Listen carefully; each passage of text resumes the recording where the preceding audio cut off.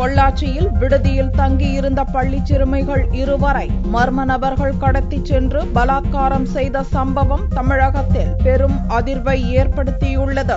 பொள்ளாச்சி மத்திய பேருந்து நிலையத்தில் உள்ள சர்ச் அருகே தனியார் மாணவ மாணவிகள் தங்கும் விடுதி இயங்கி வருகிறது. இந்த விடுதியில் 17 மாணவர்கள் மற்றும் 3 மாணவிகள் தங்கி பயின்று வருகின்றனர். புதனன்று நள்ளிரவு மர்ம நபர்கள் சிலர் விடுதிக்குள் புகுந்து அங்கிருந்த 10 மற்றும் 11 வயதுடைய 2 மாணவிகளை கத்தியை காட்டி மிரட்டி கடத்தி சென்றனர். பின்னர் சிறுமிகளை அருகில் உள்ள கட்டடத்தில் வைத்து பாலியல் பலாத்காரம் செய்த அந்த கும்பல் அங்கிருந்து தப்பி ஓடியது. தகவல் அறிந்த விடுதி நிர்வாகத்தினர் மாணவிகளை மீட்டு போலீசாரிடம் புகார் அளித்தனர். பாதிக்கப்பட்ட 2 மாணவிகளும் அரசு மருத்துவமனையில் சிகிச்சைக்காக அனுமதிக்கப்பட்டனர். ஐஜி டேவிட்சன் ஆசிர்வாதம், மாவட்ட எஸ்பி சுதாகர் ஆகியோர் விடுதிக்கு நேரில் சென்று விசாரணை நடத்தினர். இதனிடையே பொள்ளாச்சி அரசு மருத்துவமனையில் சிகிச்சை பெற்று வரும் மாணவிகளை நேரில் சென்று பார்வையிட்ட சப் கலெக்டர் ரேஷ்மி சிறுமிகளின் நிலையை பார்த்து மயக்கமடைந்தார். பின்னர் அவருக்கு மருத்துவர்கள் சிகிச்சை அளித்தனர். இந்த தனியார் விடுதி பாழடைந்த கட்டடத்தில் இயங்குவதாகவும் இங்கு பாதுகாப்பு வசதி இல்லை என்றும் அப்பகுதி மக்கள் புகார் தெரிவித்துள்ளனர்.